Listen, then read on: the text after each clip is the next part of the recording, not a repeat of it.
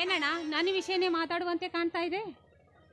ಅದೇ ಶಿಲ್ಪ, ಮತ್ತೇನು ಇಲ್ಲಮ್ಮ, ನಿನ್ನ ಮದುವೆ ವಿಷಯ ಮಾತನಾಡುತ್ತಿದ್ದೆ. ಹಾ ಅಣ್ಣ, ನನ್ನದೊಂದು ವಿಷಯ ಅಣ್ಣ.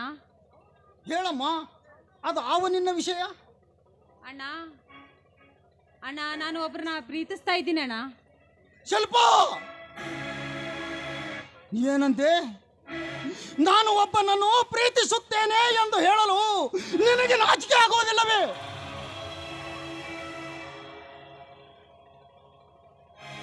ಅಲ್ಲಮ್ಮ, ಎಂಥ ತಪ್ಪು ಮಾಡಿಬಿಟ್ಟು ನಮಗೆ ಯಾರಿಗೂ ತಿಳಿಸ್ಲಾರ್ದೆ ಬೇರೆಯವರನ್ನ ಪ್ರೀತಿ ಮಾಡ್ತೀನಿ ಅಂತ ಹೇಳ್ತಾ ಇದೆಯಲ್ಲ, ನೀನು ಒಬ್ಬಳೇ ಯಾಕೆ ಈ ನಿರ್ಧಾರ ತಗೊಂಡೆ?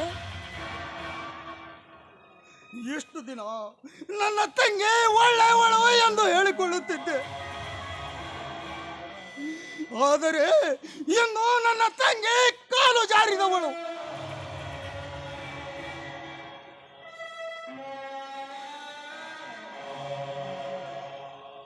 ಅಣ್ಣ, ಈ ಮನೆತನಕ್ಕೆ ಕೆಟ್ಟ ಹೆಸರು ತರಬೇಕಂತ ನಾನು ಈ ಕೆಲಸ ಮಾಡಿಲ್ಲ ಅಣ್ಣ. ನಾನಿಂಥ ಕೆಲಸ ಮಾಡಿಲ್ಲ.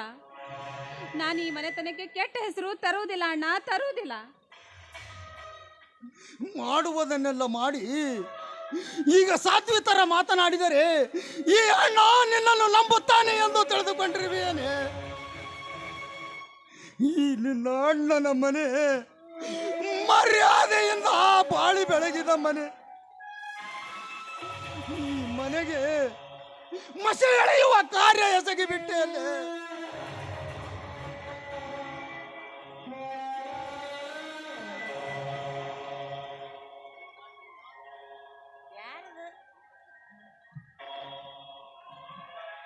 ಅಲ್ಲಮ್ಮ, ಅಣ್ಣ, ಏನಣ್ಣ, ಏನಾಯ್ತು? ಈ ರೀತಿ ಕಣ್ಣೀರು ಹಾಕ್ತಾ ಇದ್ದೀರ ಅಣ್ಣ, ಏನಾಗಿದೆ? ಲಕ್ಷ್ಮಣ, ಬಾರಪ್ಪ.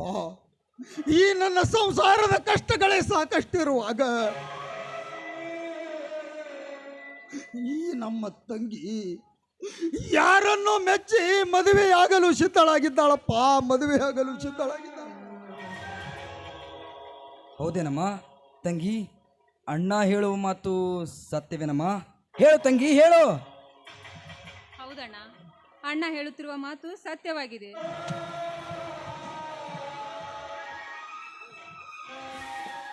ಥು, ರಾಕ್ಷಸಿ, ನಮ್ಮ ಮನೆತನದ ಮರ್ಯಾದೆಯನ್ನು ತಗದ ಕಲಂಕಿಣಿ, ವಯಸ್ಸಿಗೆ ಬಂದ ತಂಗಿ ಮದುವೆ ಮಾಡದ ಇವರಂತ ಅಣ್ಣಂದಿರಂದು ಈ ಕೆಲಸ ನೀನೇ ನೋಡಿಕೊಂಡೇನಮ್ಮ. ಮರ್ಯಾದೆಯಿಂದ ಬಾಳಿದ ಈ ನನ್ನ ಮನೆಯನ್ನು ಜಾರಣಿಯ ಕುಲಕ್ಕೆ ಹುಟ್ಟಿದ ಮನೆತನವೆಂದು ಈ ಕೆಟ್ಟ ಸಮಾಜ ಕೈ ಮಾಡಿ ತೋರಿಸುವಂತೆ ಮಾಡಿದ್ಯಾ ತಂಗಿ.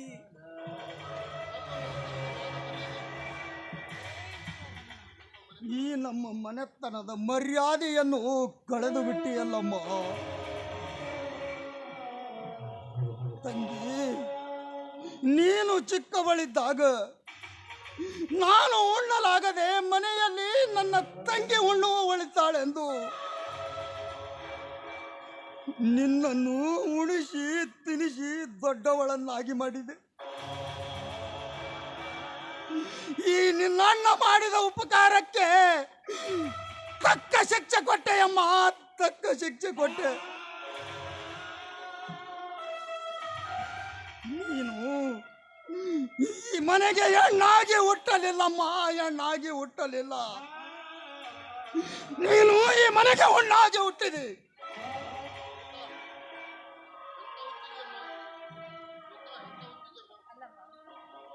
ನಿನ್ನನ್ನ ಕಣ್ಣಲ್ಲಿ ಕಣ್ಣಿಟ್ಟು ಮಗಳಿಗಿಂತ ಹೆಚ್ಚಾಗಿ ನಾವು ಜೋಪಾನ ಮಾಡಿದ್ದಲ್ಲಮ್ಮ. ನಾವೇನು ಅಪರಾಧ ಮಾಡಿದ್ವಿ ಅಂತ ನಮಗಿಂತ ಅವಮಾನ ಮಾಡಿಬಿಟ್ರೆ, ಇಂಥ ಅವಮಾನ ಮಾಡಿಬಿಟ್ರೆ. ಅಣ್ಣ, ಅತ್ತಿಗೆಮ್ಮ, ಮಚ್ಚು ಬಾಯಿ, ಮತ್ತೊಮ್ಮೆ ನುಡಿಯದಿರು ಅಣ್ಣ ಅತ್ತಿಗೆ ಎಂದು. ಅದು ಈ ನಿನ್ನ ಹೊಲಸು ನಾಲಿಗೆಯಿಂದ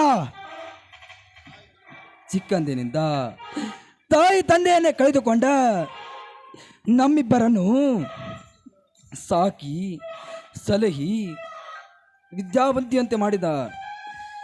ದೇವರಂತ ನನ್ನ ಅಣ್ಣನ ಮುಖಕ್ಕೆ ಮಸಿ ಬೆಳೆಯುವ ಕೆಲಸ ಮಾಡಿದೆಯಲ್ಲ ತಂಗಿ ಶಿಲ್ಪ. ನನ್ನ ತಂಗಿಯನ್ನು ಒಬ್ಬ ಒಳ್ಳೆಯವರನಿಗೆ ಕೊಟ್ಟು ಅವಳ ಮದುವೆ ಮಾಡಿ ಅವಳ ಬಾಳು ಸಂತೋಷದಿಂದ ಸಾಂಗರದಿಂದ ಹರಿಯಲಿ ಎಂದು ಆಸೆ ಪಟ್ಟಿದ್ದ ಈ ನಿನ್ನ ಅಣ್ಣಂದರಿಗೆ ತಕ್ಕ ಪಾಠ ಕಲಿಸಿದೆ ತಂಗಿ, ತಕ್ಕ ಪಾಠ ಕಲಿಸಿದೆ. ಅಣ್ಣ ಅಣ್ಣ, ಇವಳು ನಮ್ಮ ಮನೆತನದ ಮರ್ಯಾದೆ ತೆಗೆದಳು ಅಣ್ಣ, ಮರ್ಯಾದೆ ತೆಗೆದಳು. ಅಣ್ಣ ಅಣ್ಣ, ನನ್ನ ಬಾಯಿಂದ ಬರುವ ವಿಷಯನಾದ್ರೂ ಸ್ವಲ್ಪ ಕೇಳಿ. ಕೇಳುವುದೇನಿದೆ ಹೇಳು ತಾಯಿ. ಈ ನಿನ್ನ ಕದ್ದು ಪ್ರೇಮದಾಟಕ್ಕೆ ಪ್ರೇರಣೆ ನೀಡಿದವರಾರು? ಅವರು ಹೇಳಮ್ಮ, ಅವ್ರು ಯಾರು ಅನ್ನೋದನ್ನ ಮೊದಲು ಹೇಳು. ಅವರು ಈ ಊರಿನ ಜಮೀನ್ದಾರನ ಮಗ ಕಿರಣ್ ಅಂತ. ನೋ ನೆವರ್ ಶಿಲ್ಪ, ಏನು ಆ ನಮ್ಮ ಕುಲವೈರಿಯ ಮಗ ಕಿರಣನೇ ಹೋಗಿ ಹೋಗಿ ಶಂತವನನ್ನು ಇಷ್ಟಪಟ್ಟು ಮದುವೆ ಆಗಲು ನಿರ್ಧರಿಸಿದೆಯಲ್ಲ. ಈ ವಿಷಯವನ್ನು ನಮ್ಮ ಮುಂದೆ ಹೇಳಲು ನಿನಗೆ ನಾಚಿಕೆಯಾಗಬೇಕು. ಅಣ್ಣ ಅಣ್ಣ, ಇವಳು ನಮ್ಮ ಮನೆತನಕ್ಕೆ ಕಳಂಕ ತಂದಳಣ್ಣ, ಕಳಂಕ ತಂದಳು.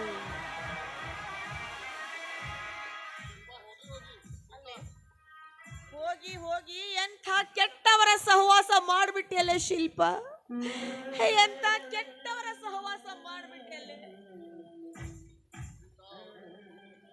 ಸೀತಾ, ಅವಳಿಗೇನು ಹೇಳುವುದು ಬೇಡ, ಕೇಳುವುದು ಬೇಡ.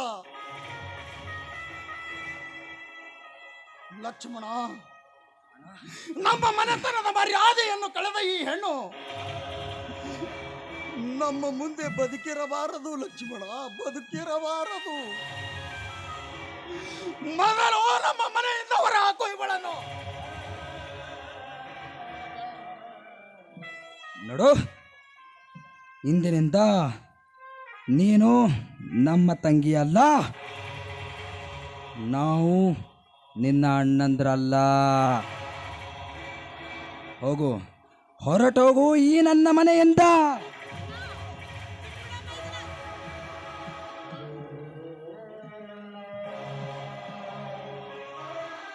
ನಿಲ್ಲಿ. ನೀವು ಏನು ಬೇಕಾದರೂ ಶಿಕ್ಷೆ ನನಗೆ ಕೊಡಿ, ನಾನು ಸಹಿಸಿಕೊಳ್ಳುತ್ತೇನೆ. ಇವಳೇನು ಅಂತ ತಪ್ಪು ಮಾಡಿರುವಳೆಂದು ಈ ರೀತಿ ಚಿತ್ರಹಿಂಸೆ ಕೊಡುತ್ತಿರುವಿರಿ. ನಿಮ್ಮ ತಂಗಿ ಏನಾದರೂ ತಪ್ಪು ಮಾಡಿರುವಳೆ? ನಿಮಗೆ ಹೇಳದೆ ಕೇಳದೆ ಯಾರ ಬೆಲ್ಲ ಹಿಂದೆ ಓಡಿ ಹೋಗಿ ನಿಮ್ಮ ಮನೆಯ ಮರ್ಯಾದೆ ಕಳೆದಿರುವಳೆ? ಏನು ಅರಿಯದ ಹೆಣ್ಣಿಗೆ ಎಲ್ಲರೂ ಸೇರಿ ಹುಚ್ಚರ ಹಾಗೆ ಮಾತನಾಡುತ್ತಿರುವಿರಲ್ಲ. ಅಲ್ಲ ಮಿಸ್ಟರ್ ರಾಮ ಲಕ್ಷ್ಮಣ, ಇಷ್ಟೊತ್ತು ನಿಮ್ಮ ಜೊತೆ ನಾನು ಮಾತನಾಡುತ್ತಿರುವೆ.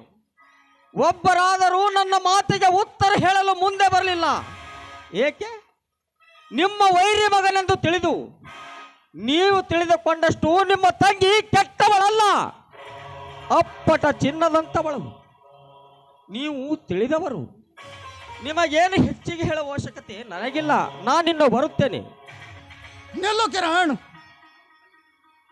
ಎಲ್ಲಿ ನನ್ನ ತಂಗಿ ಕಾಲು ಜಾರಿದಳೆಂದು ಅನುಮಾನ ಪಟ್ಟಿದ್ದೆ. ಹೌದು ಕಿರಣ್, ಇದು ನನ್ನ ಮನೆಯ ಸಂಬಂಧಪಟ್ಟ ವಿಷಯ. ಅದಕ್ಕೋಸ್ಕರ ಸ್ವಲ್ಪ ಕೇಳಬೇಕಾಯ್ತು ಕಿರಣ್, ಕೇಳಬೇಕಾಯಿತು. ನಿಮ್ಮ ತಂಗಿ ಅಂತ ಕೆಟ್ಟ ಕಾರ್ಯಕ್ಕೆ ಕೈ ಹಾಕಿಲ್ಲ. ನೋಡಿ, ನಿಮ್ಮ ತಂಗಿಯನ್ನು ನಾನು ಮನಸಾರೆ ಪ್ರೀತಿಸುತ್ತಿರುವೆನು. ನಿಮ್ಮ ಒಪ್ಪಿಗೆ ಇದ್ದರೆ ನಿಮ್ಮ ತಂಗಿಯನ್ನು ನನಗೆ ಕೊಟ್ಟು ಮದುವೆ ಮಾಡಿಬಿಡಿ. ಶಿಲ್ಪ, ಈ ಮದುವೆ ನಿನಗೆ ಒಪ್ಪಿಗೆನಮ್ಮ? ನಿಮ್ಮ ಒಪ್ಪಿಗೆ, ನನ್ನ ಒಪ್ಪಿಗೆ. ಕಿರಣ್, ನಿನಗೆ ಕೊಡಬೇಕಾದ ವರೋಪಚಾರ ನೀವು ಏನು ಕೊಡುವ ಅವಶ್ಯಕತೆ ಇಲ್ಲ. ವಜ್ರ ಔಡಂಬರ ಇಲ್ಲದೆ ನೀವೇ ಸ್ವಂತ ಮದುವೆ ಮಾಡಿಕೊಟ್ಟರೆ ನಿಮ್ಮ ತಂಗಿಯನ್ನು ಸಂತೋಷದಿಂದ ನಾನು ಮನೆ ತುಂಬಿಸಿಕೊಳ್ಳುತ್ತೇನೆ. ನೋಡಿ, ನನಗೆ ಅರ್ಜೆಂಟ್ ಕೆಲಸವಿದೆ. ನಾನು ಆದಷ್ಟು ಬೇಗ ಹೋಗಿ ಬರುತ್ತೇನೆ. ನೀವು ಮದುವೆ ಏರ್ಪಾಡು ಮಾಡಿರಿ.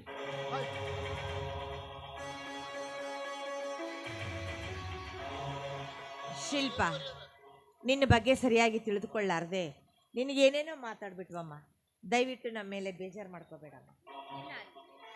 ರೀ, ನಿಮ್ಮ ತಂಗಿ ನಮ್ಮೆಲ್ಲರ ಮೇಲೆ ಸಿಟ್ಟು ಮಾಡ್ಕೊಂಡು ಮುಖ ಮಾಡ್ಕೊಂಡು ಕೂತಿದ್ದಾಳೆ.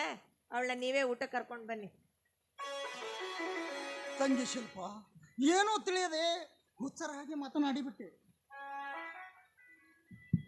ತಂಗಿ ಶಿಲ್ಪ, ವಿಷಯದ ಭಾವವನ್ನು ಅರಿಯದೆ ಈ ನನ್ನ ಕೈಗಳಿಂದ ನಿನ್ನ ಮೃದುವಾದ ಕೆನ್ನೆಗೆ ಹೊಡೆದು ಬಿಟ್ಟೆ. ದಯವಿಟ್ಟು ದಯವಿಟ್ಟು ಇನ್ನು ನನ್ನ ಕ್ಷಮಿಸು.